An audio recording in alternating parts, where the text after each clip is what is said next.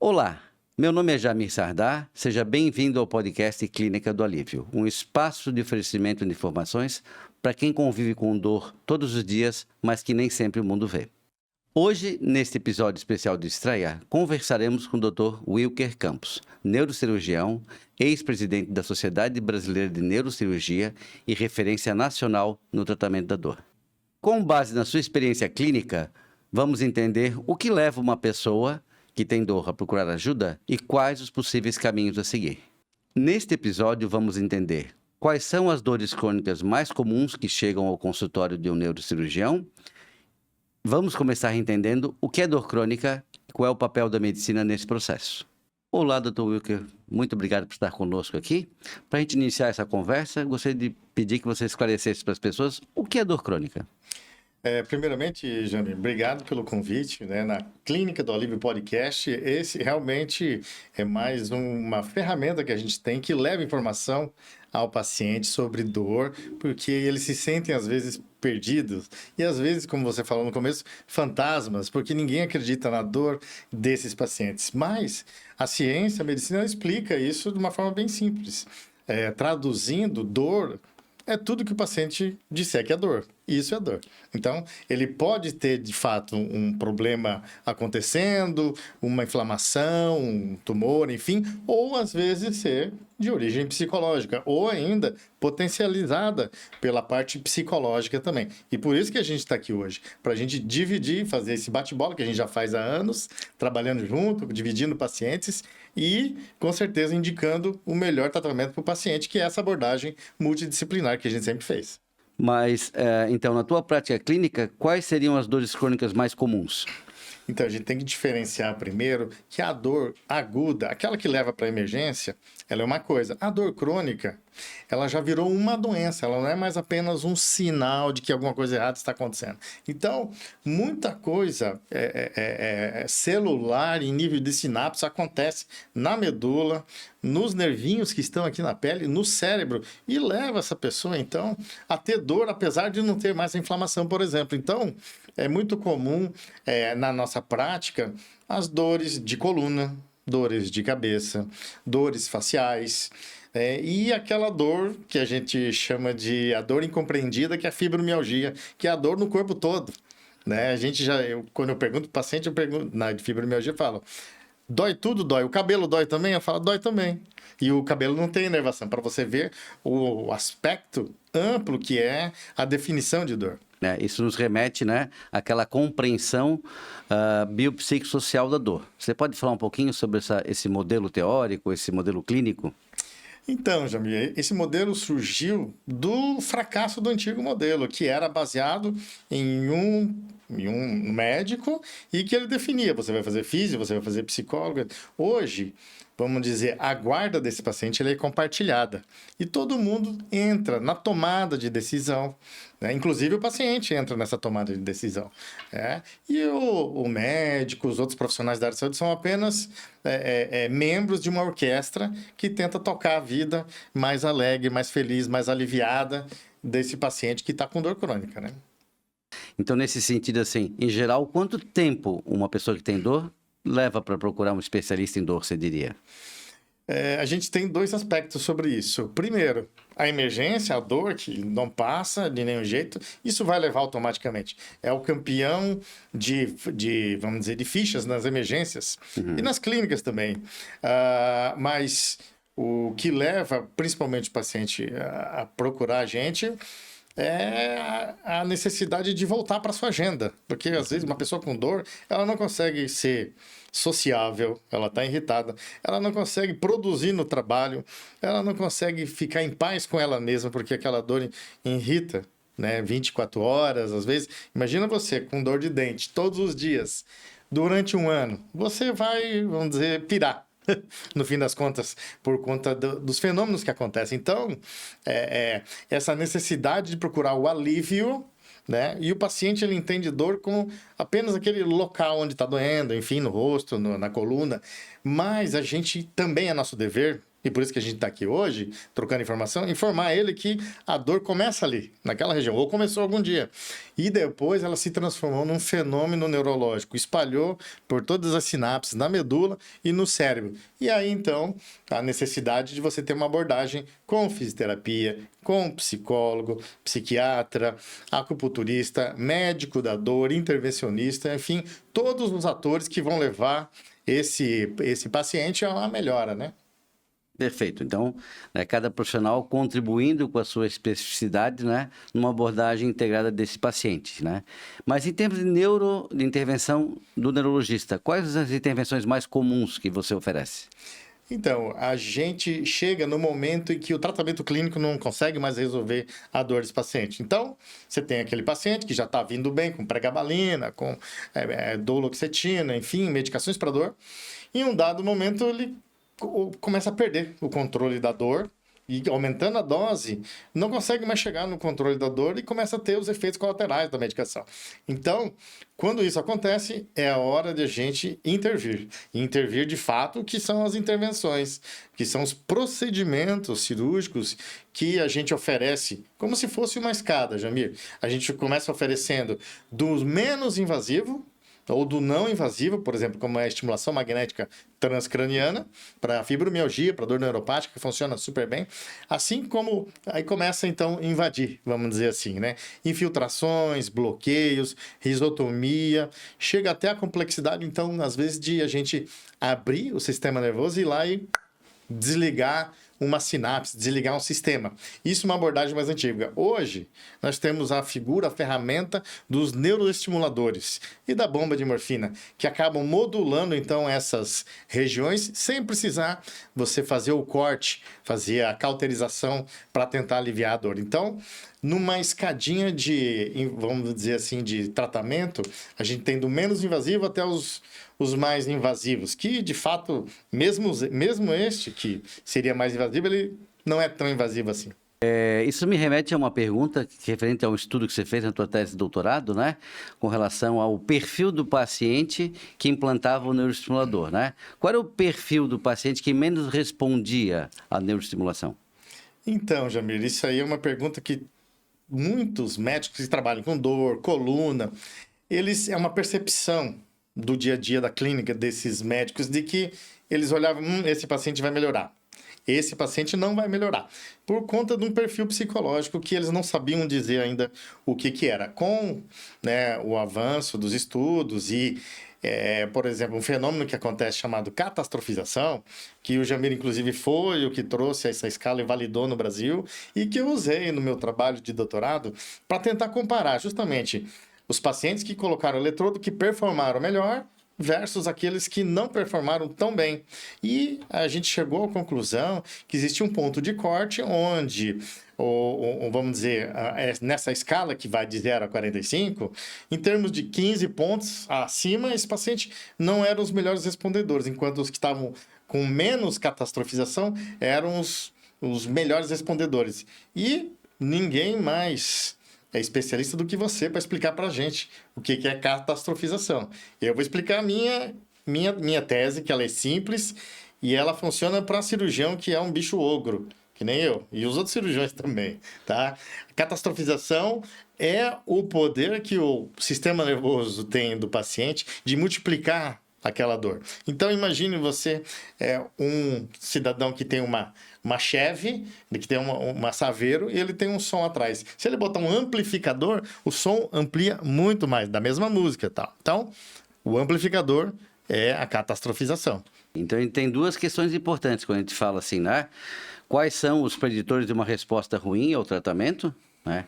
Que a gente sabe hoje em dia que é ansiedade, depressão, estresse, autoeficácia baixa, e a hipervigilância ou catastrofização. O que acontece com o paciente com catastrofização, como você falou, é aquela pessoa que pensa que vai acontecer o pior desfecho numa dada situação. A pessoa ela não é catastrófica porque tem dor. Ela já é catastrófica previamente à dor. Então, eu costumo dizer, né, que é mais fácil para o paciente assimilar o nome hipervigilância. Por que o cara é hipervigilante? É o cara ligado. Ligado no quê? No que vai dar bom? Não, ligado no que vai dar ruim. Então, o hipervigilante, ele tem algumas características, né? Primeiro, que ele magnifica a situação, a minha dor não vai passar, né? Segunda coisa, ele tem desesperança, ele acha que não vão ter recursos que ele pode utilizar. Eu não vou conseguir ir numa festa com dor. Não, você pode conseguir ficar pouco tempo. E em terceiro lugar, ele rumina. Aquela ideia não sai da cabeça dele, são pensamentos ruminantes. E aí é engraçado perceber que a catastrofização ela é prima da depressão, porque elas têm uma dimensão comum, que é a desesperança, e ela é prima da ansiedade, que tem a dimensão que é esperar que vai dar um desfecho ruim. Então, esse tripé acaba sendo o tripé que a gente vê em pacientes que têm um desfecho ruim, que é a depressão, a hipervigilância ou catastrofização e a ansiedade. Ou seja, a catastrofização é o paciente estar em estado de alerta, estado de guerra, 24 horas. Né? Ele está sempre esperando a coisa ruim chegar. E o mínimo que chega, ele multiplica aquilo, não é isso? E é interessante, exatamente, que a gente vê que tanto na dor aguda quanto na dor crônica, catastrofização é um preditor de mais intensidade da dor, de mais incapacidade física. O paciente fala, não vou me mexer, porque se eu mexer a dor vai piorar, né? Eu não posso fazer nada, porque o meu quadro pode se agravar. E isso tanto para dor aguda quanto para dor crônica. Né? E até um detalhe importante é destacar, Jamir, que depois desse movimento que a gente começou, enfim, dentro da neurocirurgia, na dor, que meu trabalho de doutorado, então, foi publicado, né, em revista internacional, foi muito bem aceito, ele estava se referindo apenas a eletrodos. Mas colegas meus pegaram a escala de catastrofização e começaram a utilizar no dia a dia para cirurgias de coluna e outras cirurgias de dor. E eles realmente absorveram essa ferramenta no dia a dia e me contam depois em feedback que é uma ferramenta poderosa ali de seleção, porque às vezes o tratamento, a cirurgia está para aquele paciente, mas às vezes o paciente não está para aquele tratamento. Né? Então você tem que saber dimensionar para poder alinhar as expectativas do paciente. E com isso você entender o que é a catastrofização, enfim, os fenômenos psicológicos que acontecem junto com a dor. Porque ao contrário do que todo mundo pensa, que a dor é um sinal, é um problema que está dando no braço, está acontecendo N fenômenos no sistema límbico, na amígdala cerebral, ou seja, locais que provocam medo, estado de alerta. Então, todos esses fenômenos, até sua dor, batedeira, né, coração acelerado, tudo isso é decorrente de um gatilho. A dor que começou e depois espalha por todo o sistema nervoso, e aí é um inferno a vida desses pacientes, né? E na tua prática do dia a dia, Wilker, como é que você encaminha o paciente para o psicólogo? Então, primeiro eu gosto muito de utilizar essas escalas, né, nesses pacientes. Claro, nem todo paciente ele vai ter esses fenômenos psicológicos atrapalhando o tratamento. Né? Um paciente que, por exemplo, ele é produtivo, ele trabalha e de repente ele teve uma hérnia de disco. Ele está ali numa situação aguda, numa situação, mesmo que passou 3 meses, etc., ele quer resolver aquilo para poder voltar a ser produtivo. Então, esse paciente, ele quer resolver, ele quer... Agora, por outro lado, às vezes vem, né, na clínica, etc., tal, pacientes que já está cronificado, já estão arrastando. E esses pacientes, realmente, a gente sabe que o tempo de dor desses pacientes, quer dizer, quanto mais tempo demorar para procurar um recurso, mais fenômenos psicológicos, né, vão acontecer nesse paciente. E quando eu detecto que esse paciente está passando da fase ali, é quando eu vou pedir ajuda, né? Ou seja, a maioria das dores crônicas ali, em que interfere na vida do paciente. O paciente, às vezes... É um episódio novo na vida dele. Ele não sabe que ele está hipervigilante. Aí você, na terapia ou na sua explicação com o paciente, vai explicar para ele como ele resolve isso, como ele consegue acalmar essa situação. Então, diferente do que as pessoas acreditam e pensam, às vezes, quando eu indico para psicólogo, eu falo, não, eu não tenho problema nenhum, não tenho problema mental. Então, tem muito estigma de você ir no psicólogo, de encaminhar ao psicólogo. Tem muita gente que prefere ali, então, o médico geral, porque vai passar um remedinho, uma mágica, né? Todo mundo procura mágica. Então, só que, às vezes, o trabalho, ele é combinado, ele é todo mundo, e aí é quando entra o psicólogo. Fala, olha, O paciente tem algumas questões que precisam ser ajudadas, resolvidas. Mesmo aqueles pacientes da catastrofização que eu falei, que estavam com um nível acima, né, dos pontos, ele pode reduzir e virar um bom candidato por eletrodo. Né? Porque algumas coisas se resolveram, ajudaram ele a entender melhor o fenômeno da dor, se entender e entender, então, o caminho que ele tem que tomar para aliviar essa dor. E esse caminho, vamos dizer, o flanelinha que vai dar esse caminho é o psicólogo. Na minha prática, a gente tem 4 tipos de pacientes na clínica de dor. Talvez 40% dos pacientes são pacientes que apenas foram maltratados do ponto de vista, ou subtratados do ponto de vista médico, né? Não receberam um procedimento adequado, não tiveram um diagnóstico adequado, mas estão lidando mais ou menos bem com a sua dor e conseguem ter uma capacidade funcional. Eu acho que a gente tem os outros 20% de pacientes que apenas eles têm estratégias inadequadas para lidar com a dor. Né? Mal adaptados? Mal adaptados, né? Que, por exemplo, talvez durmam mal, que não façam atividade física, né? E aí a gente tem os outros 20% dos pacientes, que são os pacientes que já têm complicações maiores, que têm um perfil já mais ansioso, hipervigilante, ansioso. De base, né? De base. Da fabricação já, né? Isso, né? E que são pacientes que, com uma abordagem psicoeducativa, com algumas sessões, eu tenho um programa com entre 6 e 10 sessões, onde os pacientes têm uma resposta bastante boa.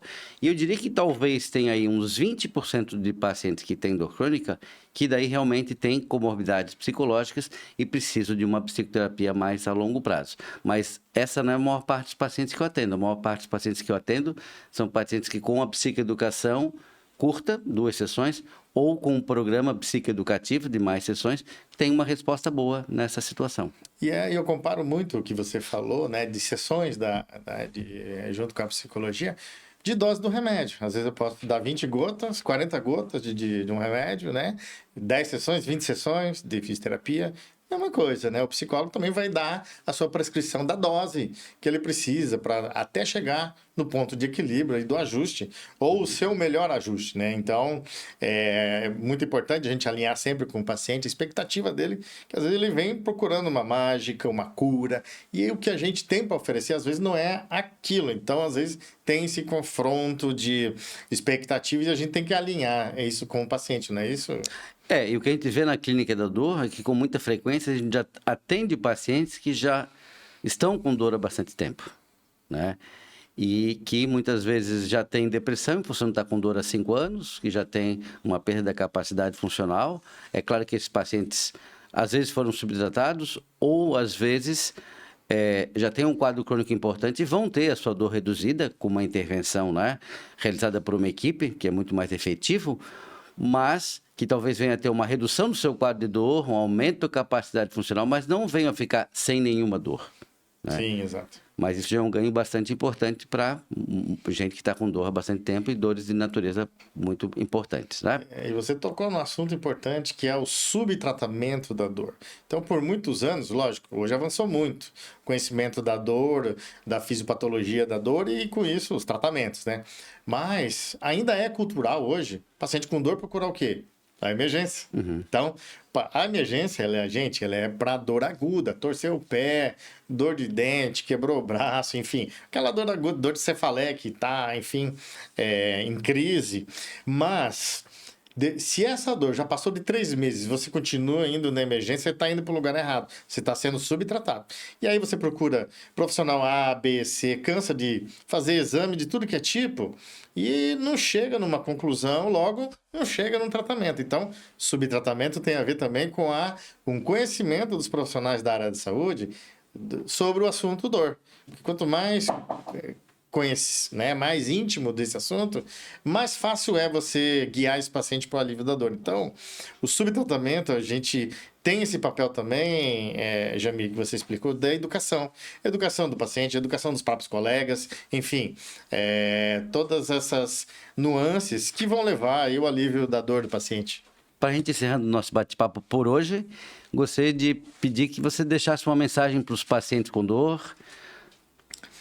Bom, enfim, o que eu digo sempre para os pacientes, eles chegam lá e, doutor, eu vim encaminhado para o senhor porque falaram que o Senhor resolve todas as coisas. O Senhor vai operar um milagre na minha vida. Eu falei, calma lá, não bota tanta expectativa na minha vida, mas com certeza eu vou entregar o meu melhor. A gente, né, vai entregar o nosso melhor para você, paciente, enfim, para conseguir aliviar. E graças a Deus, na minha prática clínica, eu tenho um bom número de bons resultados, de controle de dor, de pessoas, então, readaptadas e com qualidade de vida para essa dor. E mesmo você que acha que fibromialgia não existe, que todo mundo olha para você e fica julgando que tua dor não existe, o paciente com fibromialgia se sente assim, ele não aparece nenhum exame, então estão achando que eu estou inventando. Você não está inventando essa dor. Você tem realmente essa dor já virou um problema neurológico. E a gente está aqui para ajudar. Legal. Muito obrigado por estar conosco aqui, Wilker. Até uma próxima vez. Eu que agradeço.